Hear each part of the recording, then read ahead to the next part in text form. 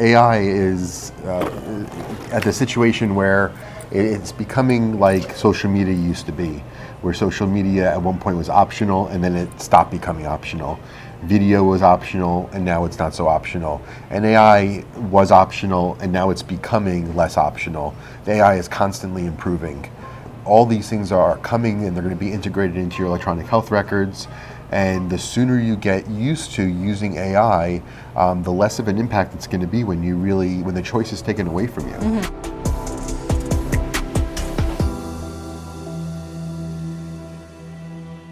All right, I'm with Dr. Schneider here, Dr. Andrew Schneider. He is the president of AAPPM.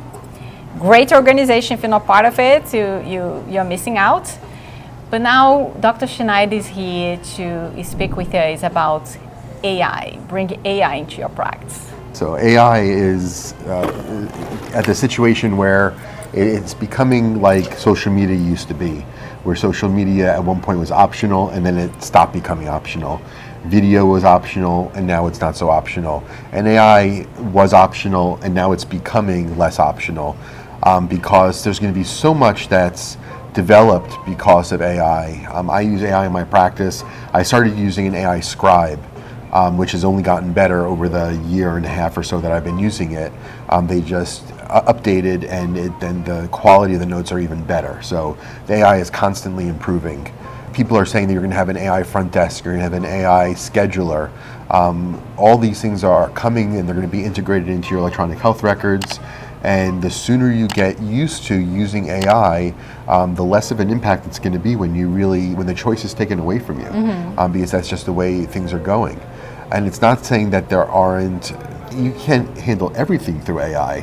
We're always going to have that human element. But at the same time, it's something where you need to start playing with it and start understanding it and seeing how it works. And this way you're not overwhelmed by it when it comes.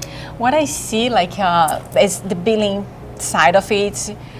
AI brought also a possibility for the insurance to auditing faster and ability to order more notes. I have seen the increased request of notes that I never saw before. And also compliance of the notes has been an issue because doctors before AI, they were not so demanding of notes. So now we have issues with taking backs and, because audit is being failed. So I think having AI helps doctors to speed up those documentations requirements that were doing by typing up everything or using template. We're missing a lot of details that is required to have in the notes. Yeah, I find that with my AI Scribe, the subjective and the plan are robust, better than anything that I've done on my own, even with templates. It's able to capture everything the patient's telling you. It's ambient listening, so it's going to take away the parts of your conversation. If you're talking about their kids or their grandkids, it's not going to put it in the note. But if they got hurt while on a trip to Italy because they're walking on cobblestones, that will be in your note. And that's important information to have in the note. And that's something where if you wait till the end of the day to do your notes, those are details you're going to forget to put into them. And I think that really adds another element of how good and robust notes are. At the same time, the plan really captures everything you're telling the patient. So rather than just handing them printed instructions, all your instructions are going to be in the plan. Usually it's very structured based on each complaint with the plan afterwards. The part that you have to think about is the objective, because the AI can't see what you're doing. They can't see your exam. So either it's going to capture what you articulate and you have to narrate your exam, which I don't do, or at the end of the day when you're reviewing your notes and making sure that they're properly done by the AI, then you need to add stuff into the objective, which is easier to do because your plan and your subjective is very well documented. So it's easy to kind of go back to the plan and kind of type in, not to the objective rather, and type in what you're doing or what you did, because you kind of know where that took you. But if you there are people who do narrate the notes and narrate their exam, and they end up with a pretty robust So objective. do you still need templates when you're using AI, Scriber? You need templates for procedures. It won't capture any procedures. It'll say that you did something, but that's not enough for it. Okay. So I have a template. The system that I use uses macros just like Dragon used to, or it still does for voice recognition. So I just say insert matrixectomy left lateral, and it will pop in my my pre-written robust. Oh, that's so cool. That particular procedure, or if you give an injection.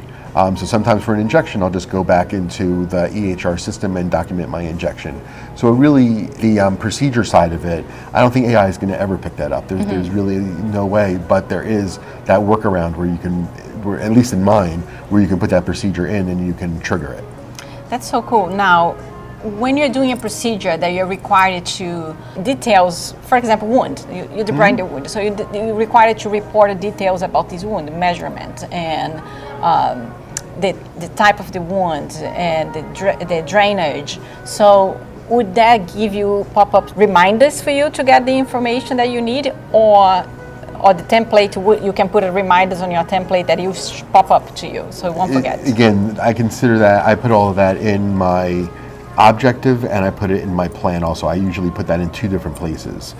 So I have to populate it with my template for my debridement and the level of debridement and everything that you were saying needs to go in it.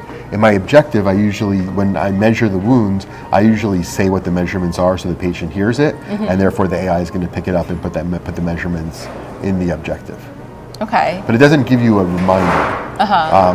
It does remind sometimes, and sometimes it will say if they heard something in the objective, like if the patient just said, I had hip replacement surgery, and that's important to have in the objective and the past surgical history.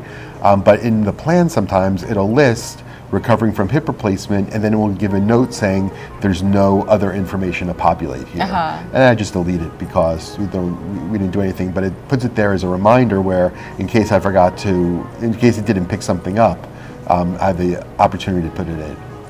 I think it's so important. I totally agree with you. I think important doctors to have those supporting the notes. AI features help them have better notes, more detailed notes. Where else like AI can help a doctor's office that you mentioned that you are using now? Like how AI can help the scheduler, for example? So I have a YouTube channel, and I use AI to help me write my video scripts. I send out a weekly email to my patients, and I use AI to help me, and sometimes to help me write that. I use AI to help me it's good for first drafts of things.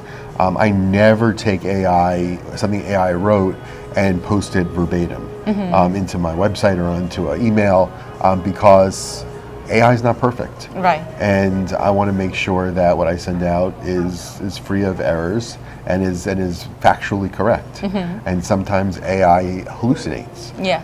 Or if they don't have the full information, they're going to make something up. Right. And we want to make sure that we don't have that in our whatever we're producing. We want to make sure it's factually correct. So I always consider AI to be a good first draft. And then you need to go in and tweak it to your voice and tweak it to make sure the information is what you need it to be. And how about the AI to answer patient calls, like which I've seen a bunch of doctors start using. When you call the front office, the doctor's office, there is an AI answer, super pleasant, super friendly. What's your opinion about that?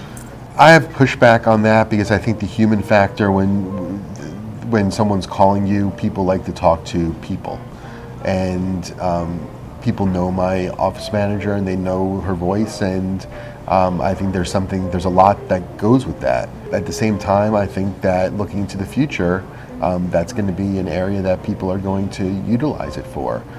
So I'm not saying I would never use it. I'm saying I don't think I would use it right now. I haven't even really looked at what the options are for it. But I keep a pretty tight rein on my scheduling.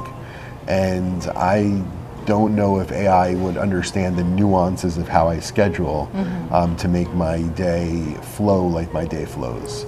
My team knows where they could double book. My team knows where they can stick someone in who has an emergency, and I'm not so sure AI has the nuances to be able to accomplish that yet. Okay.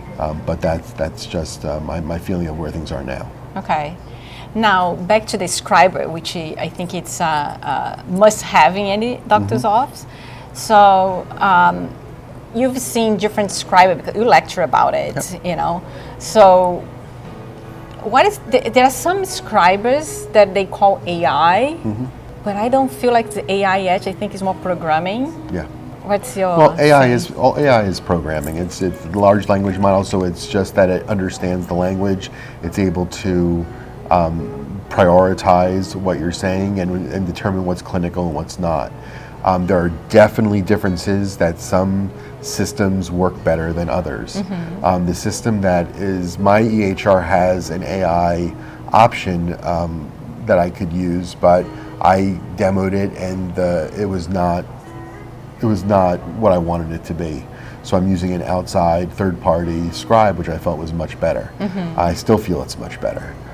So it really depends on the quality of the programming. So Okay, so if somebody's searching for AI scribing, what do you recommend they should be looking to decide if that scribe is good for them? Well, for me, my number one was I wanted something that integrated with my EHR because I did not want to spend my evening copying and pasting notes into my EHR.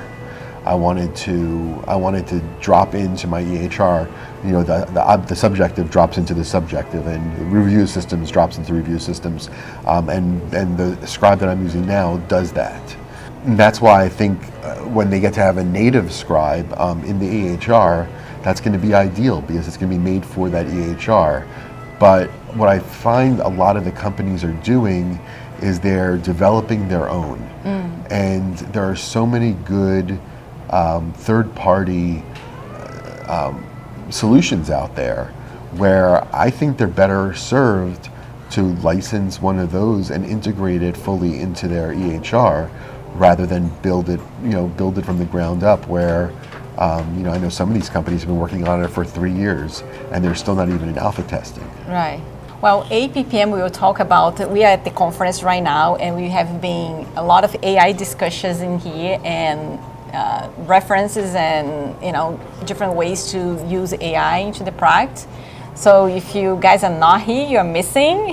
We have so much information valuable to the practice, right? Yep, AAPPM is here for you. We're here to help make your practice better, help to see the patients you want to see, and work as efficiently as you can. So we would love for you to join us. All right, guys. Thank you so much. Thank you, Dr. Schneider. Thank you, Giselle. We are looking forward to our next episode. Your questions and comments fuel our discussions, so keep them coming. Don't miss out on the latest updates. Hit the subscribe button and stay connected with us on this journey of success.